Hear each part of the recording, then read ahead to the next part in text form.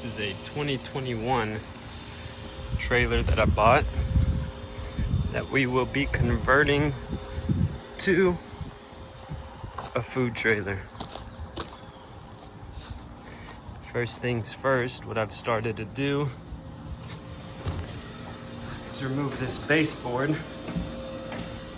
It's along there, so I can remove this extra piece of reinforced wood that when they built this trailer out, they built it so they can haul their 4x4s and four-wheelers and stuff, and they had it reinforced. I'm gonna want my, so like I was saying for the camera cut off, I want my wall to be flush for when I put my stainless steel, and I think I'm gonna go with 4 foot by 8 foot sheets of white PVC. That's gonna be super clean and durable, easy to clean off. So it's gonna be good for with the health department. But I had to remove what they wanted to do, which was reinforce the sides here for, in case a tire bumped or whatever, so that way it could be flush. But we've done that. Now the next step is going to be figuring out exactly where, because this is going to be for a donut, mobile donut food truck. So over here I'm going to have my mixer. Over here will be my table where I cut the dough out. This is excessively large sink. But I read my parents already had one, a 3-compartment sink, and they are like, $1,000 or something like that. So that's where the sink is gonna go, along with the hand sink on the wall here. And here will go the fryer, the donut fryer. So this will be the size of the fryer, but the fryer has a lid that opens where you rest the donuts and the oil drains back into the fryer. Over here will be the glazer, so that way I can take the donuts from the fryer here, boom, slide them onto the glazer, and then I can walk that screen over here to where it says the proof box. Half of it will be a storage / drainage area for the screens that come out of the fryer.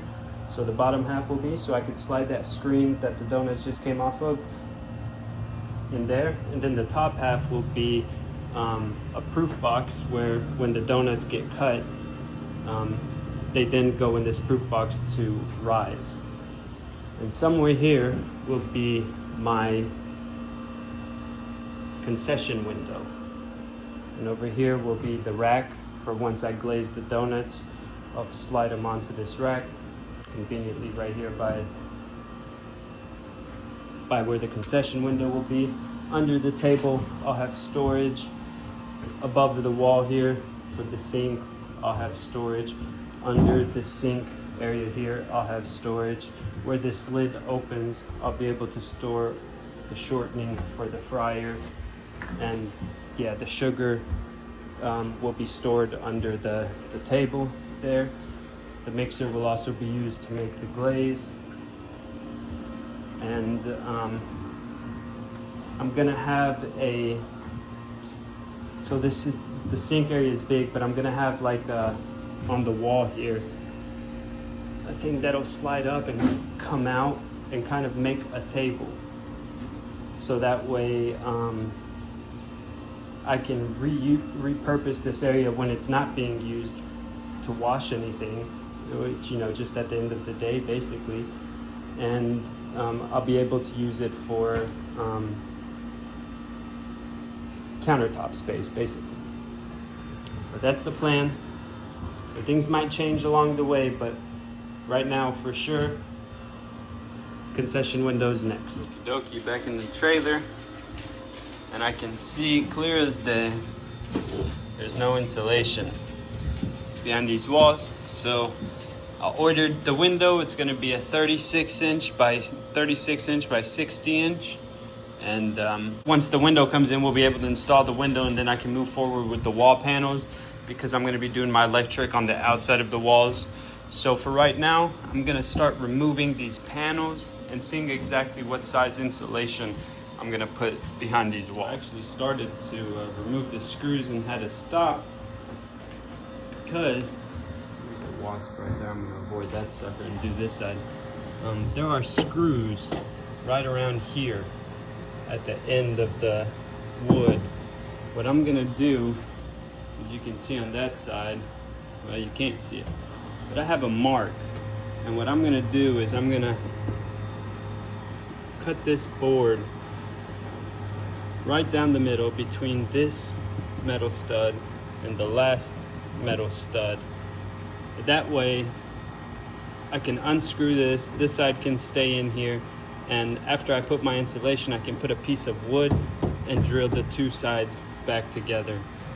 So I'm gonna have to do that on this end, on that end, and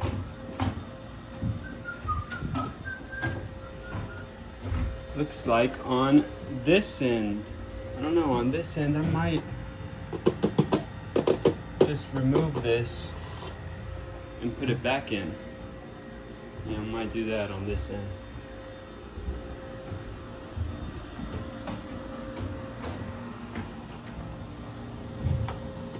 Yeah, we'll leave this one like that, and on that end I'll remove the corners, make it easier. So we'll just have to cut along here and along here to bully that piece out. Because I could not cut all the way to the top because this was here and then this was in the middle of these two studs, so I just bullied it out of there.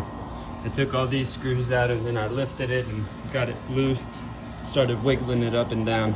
I'll go back with the Sawzall, cut those screws out. So I've removed those two. I'm gonna go ahead and remove these two. Get the hard part out the way. But I have them all labeled. That way I know exactly where they come from. You can figure it out pretty easy, but it makes it a lot easier this way. We got all the panels off the walls. There's a lot of screws to take out. A lot of screws to take out. But now we're gonna go look for some insulation.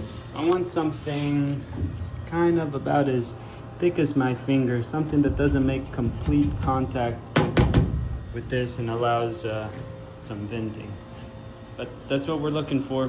Go to Lowe's and grab some insulation. So I'm back from Lowe's, and this is what I ended up buying for the insulation that we're going to use. It is 1/2 inch aluminum foil one side.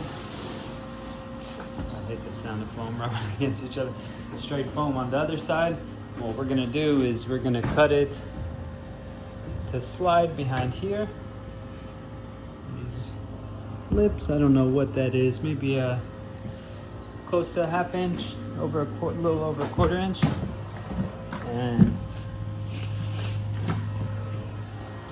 have some premium constructive adhesive, and I'm just gonna put little dabs here, there, here, there, here, there, everywhere, and then cut these to size and slide them in, and that way it leaves us a little bit of space here, and I'll show you a little bit better when I cut one down to size. But that way it allows a buffer. For example, if you were out in the cold and you took your pants and you had them like that, your pants do you no good because they are directly against you and you will feel the cold. If you just have insulation stuffed in here against this hot metal, which, you know, it's going to get hotter than it actually feels outside. It's going to be like, if it's 90 degrees outside, this will be like 120 or some shit. All right, and so then your insulation just becomes really warm, and then your wall becomes really warm. It doesn't do you no good. You want insulation and a little bit of space for that insulation to buffer the heat and push it out. And we're gonna, you know, drill a bunch of little holes here, have ventilation for it to escape out, and then some ventilation along the top of the wall, ceiling. I made a template. Sure it slides up and down nice and good. And we'll use that for the width and cut them out It is, I think, best if I were to cut them out this way, because it's not 8 feet tall anyways. I think it's 6.5 or 7 feet tall at the center and 6.5 on the sides. So cut them out this way, and then maybe even into squares. That way they can slide in there a lot better than a whole piece. So this one's not glued down, but I just want to show you when it will be glued down against the rib here. There will be plenty of space, about the thickness of my fingers of space behind this for the heat, for it to not be in contact with it, and the heat to buffer, travel up. We'll drill holes all along the top here. It'll vent out, and I'll have vents in each section here, because I just feel like in a trailer, in a food trailer, it's so important to make sure that we do the insulation right, so we don't suffer for it in the future on those hot days. And this is a 24-foot trailer, so it's a lot of surface area to catch sun. So I don't want to cook in here. I'm gonna pay attention to the insulation now, and we'll be thankful in the future. So I'm getting ready to glue this piece in, just to see how everything holds up. And I've screwed these 2 longer screws in. This way I can pull the board nice and snug against it here at the bottom, where I can't reach the bottom 3-4 inches. And I'll apply a lot of glue, pull it tight. Same with this side. And I'll hold it there till 10-15 seconds. So is it the world's fastest process? The answer? No. Is it going to pay off? I believe the answer is going to be yes. I believe the answer is going to be yes. I'm going to do the rest of this and the ceiling, and keep you posted on the progress. Got those 3 panels complete up and down, and it turns out that this leftover piece fits perfectly here. Whoops, fits perfectly here. So I guess the next one will fit perfectly there. And this process, I'm sure, would go a lot faster if you had like a helper or a helping hand, and one person was cutting and one person was applying a couple dabs of glue and putting them up there. But we're getting it done. Technically, I do have a helper. Cheese boy. Good boy. His name's Nico. But he's doing his job right there. Good boy. Starting to come together. I'm just laying them out, and then I'll go back and seal them in. Those squares up top are our leftover pieces. Fit up there perfectly. Just good. Perfect the way everything is working out. I'm not trying to do the math in that way to where my leftovers are perfect fits for another spot, but that's how it's coming along so far. This is where I left off yesterday. Get back to it. Just want to show you guys how I'm securing these panels. I am applying glue to the outer edge of the panels on both sides. And then I am taking these longer screws, and I'm just barely poking them, and I'm starting to screw them in. I'm not poking them in, I'm screwing them in. And as I'm screwing them in, it's pulling the insulation back and pushing against the trailer ever so slightly, creating a suction. Then I'll move on to the next one. I'll glue it. I'll remove these, put them in there, move on to the next one, glue it, remove these, put them in there. And this holds it up and tight and creates a suction just enough. That way when I remove them, it'll stay put. Okay, so the insulation is all complete on the sides of the walls. I've went back and I have taped over every place where the 2 insulation boards meet with aluminum ducking tape. I ended up using 5 rolls at like $3 and something a piece, $4 a piece, so 20 bucks for that. And then I ended up buying a 12 pack of the caulking. Ended up using 4 tubes and going along every seam for 40-50 bucks to make sure everything is 100% sealed, and it only took an extra couple hours. Definitely had to do that. Now we will be putting the wall panels back on so I can see where they go as far as height wise, and I'm going to see where my roof panel is gonna go before it curves, and then I'm going to make an aluminum curved sheet that goes along the sides there. So that's the plan for that. That is our concession window that came in. So we're gonna look to put these panels, these panels back on. That's for the ceiling. Then we can mark out our window. I'm gonna do fiberglass insulation up here because I'm gonna have to press these against the ceiling because there's no lip, and I don't want this foam insulation directly against what's going to be on some days 120 plus degree metal. So okay, we got the panels reinstalled. You can see the insulation in behind there. I'm very glad I did that because I think it's going to pay off in the long run. I'm going to have warm winters and cool summers. Now all that's left is putting some regular fiberglass insulation in here, something very thin, and then putting our ceiling in. I think I'm gonna run it to like right here where it starts to curve, and then from here get a aluminum sheet. This is our trash / junk pile. For example, this is the front. Let me walk it over here, show you.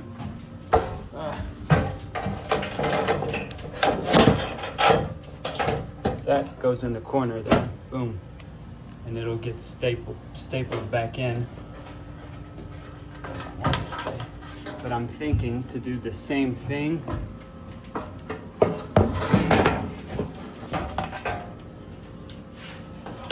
along the top here.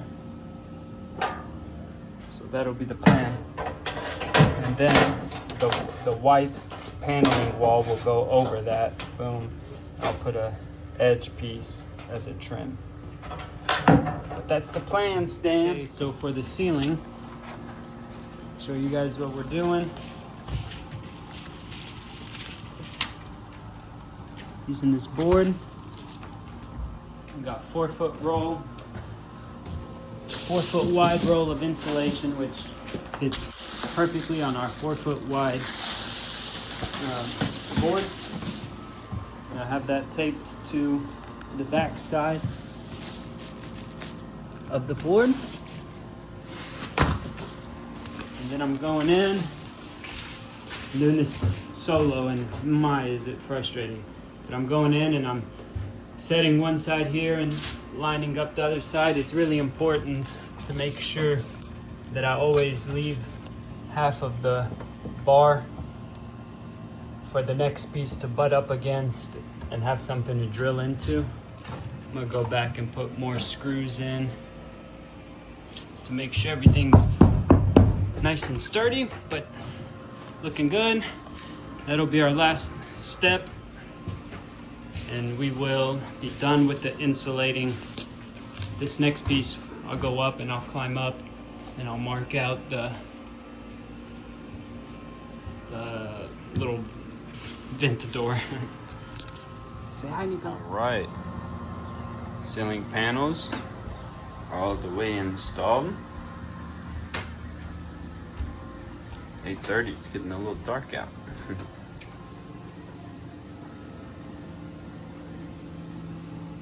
Right here I have a hole punched through. You can see daylight. Whoa, someone's shooting off the guns. And we'll punch that hole out for the vent, if you remember. But that's what she's looking like. Insulation's all done. Again, we put this backing on the back side of this before we put it on the ceiling. And today was 92, 93 degrees, and it honestly felt like it was 75, 80 in here, in the trailer. So it feels like it's doing its job already. I'm gonna have to build out a little box once I get the white paneling put up as well. Hope this video is helping out so far. Next, we're gonna cut the window out, so stay tuned for that.